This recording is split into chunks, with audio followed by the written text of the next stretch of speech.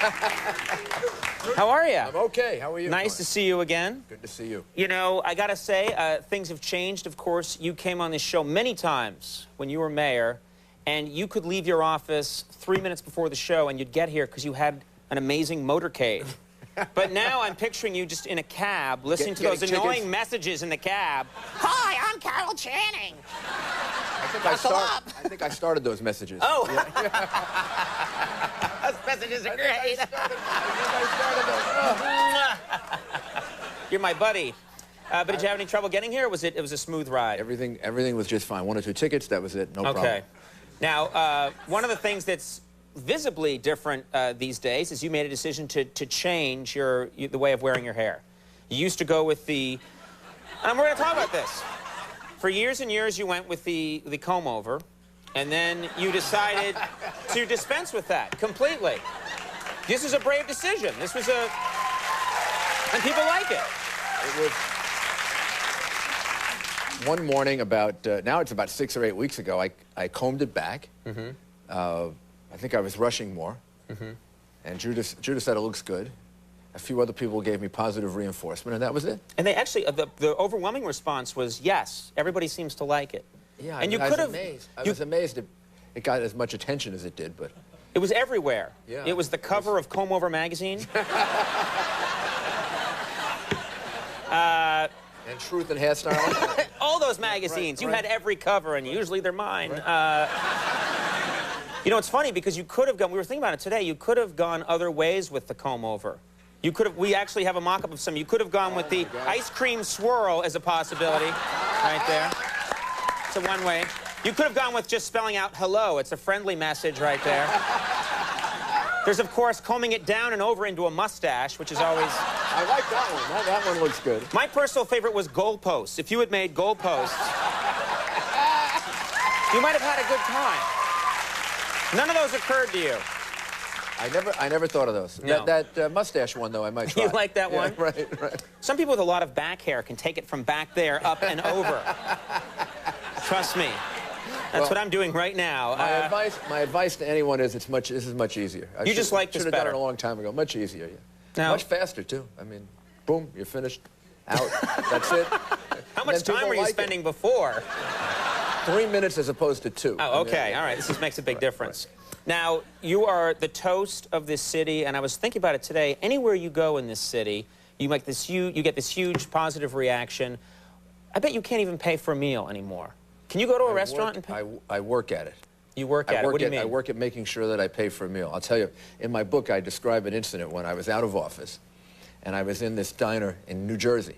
This is after which... After I was out of being U.S. attorney, and before I was a mayor. I was in this diner in New Jersey, and the guy who owned the diner recognized me, and he said, you know, you don't have to pay. I said, I have to pay. He said, I gave him the money. I tried to give him the money. He said, you don't have to pay. I said, I insist on paying. And the bill was like $20 or $22.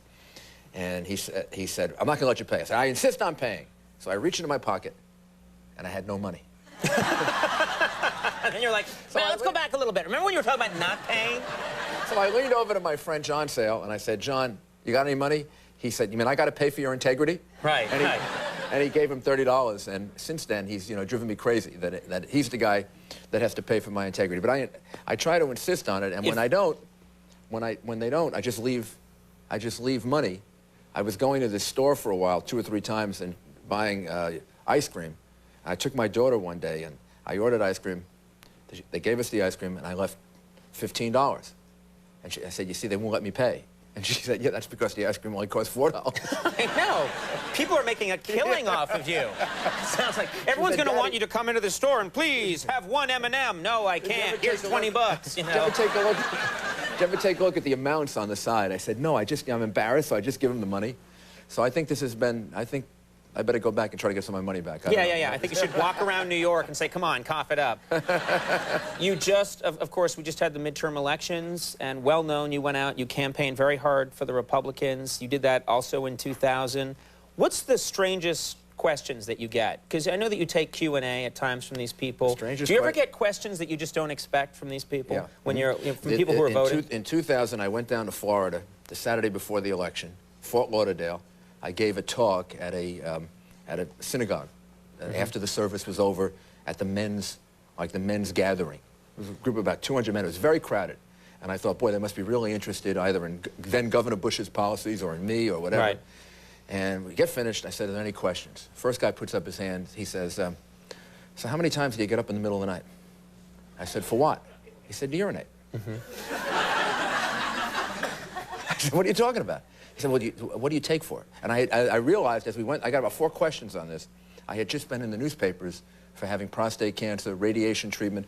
These guys had all shown up to get advice about... They were like, they didn't want to hear about politics.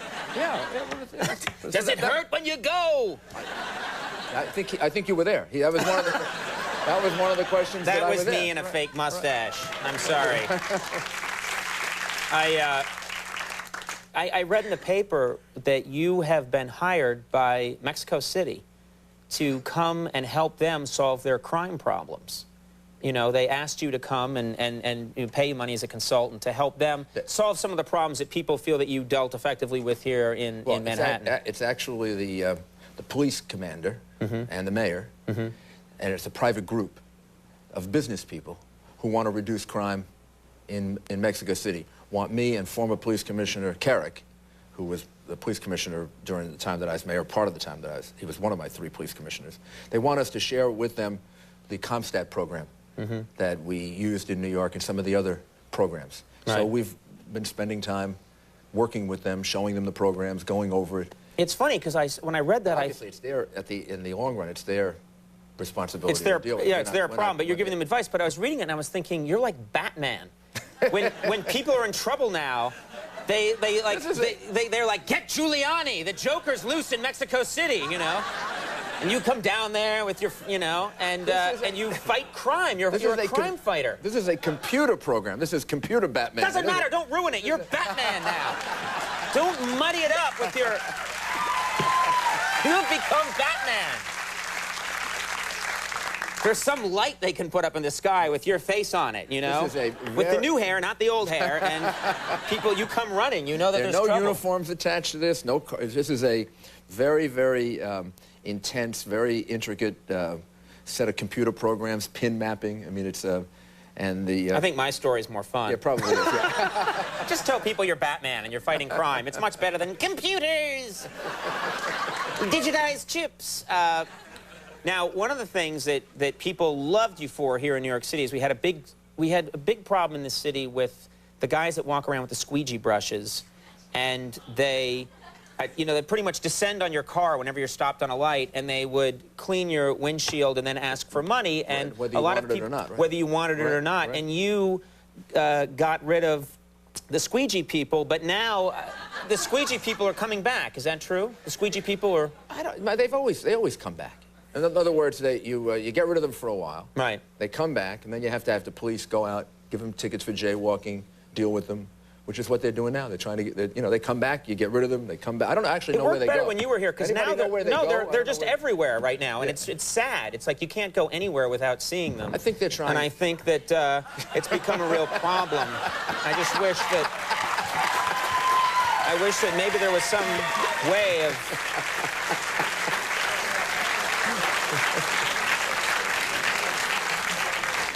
This is a cyclical thing. That used to happen cyclically when I was mayor. You go out, you give them tickets, and then they disappear for a while. The real question is, where do they go when they're not in New York? I just asked because we had that joke. I didn't really know. Now you're giving me a real answer, and I'm like, huh? I just wanted to do a joke. A lot of speculation that you might want to one day run for the presidency. I think there's any... How do you feel about that at this time? I feel very committed to the candidacy of George W. Bush and not looking beyond that, and Dick Cheney. Right. So that's not something that's, you know, I'm thinking about, or something that's on my... But when you do decide, when you do decide, you'd announce it here. I'm pretty sure that you'd feel a sense of loyalty. If I feel that inclination, you know, sometime in the far distant future, then it'll be right here. Be right here. Terrific. I'll just say, okay. And we'll get the same group of people together. You just lied to my face. 8 years I'll be watching, and you'll be with Sally Jesse Raphael. Folks! Go get her back on just so you can do it. Now, we haven't talked, obviously, I think it's been 14 months since 9/11, and I just, it must, and I don't know, I don't want to put words in your mouth, but it must make you feel good that here it is, it's 14 months later, and you drive around the city, and you walk around the city, and it's just amazing how everyone seems to have bounced back from it. I think it's remarkable, the resiliency of the people of this city and the people who come here. But, you know, there's a reason for it. We're Americans, you know, we were embraced. This would have happened in any other city in America where this happened. Essentially, same kind of reaction in Washington, Shanksville, Pennsylvania. So I have tremendous pride as a New Yorker. There's no more parochial New Yorker than I am, big Yankee fan. But I realize this is because we live in freedom, we're Americans, and we got more help than we could possibly have imagined from all over the country. So this is an opportunity for me to say thank you to everybody all over the country for helping New York. They were terrific to us. Yeah, well, you can read about that, obviously. You can read about a lot of things in this new book. It's called Leadership by Rudolph Giuliani. And you know what? We haven't seen you since those events, so it's great. I've seen you, I've bumped into you personally in restaurants here and there, and tried to give you a back rub, and I was trying to do my part to relax you and calm you. I was with my daughter. Yeah, and your security people intervened. Get your hands off him, but I want him to relax. But thank you so much for making time, and continued good luck to you. Rudolph Giuliani, Tyra Banks coming up. We'll take a break. We'll be right back.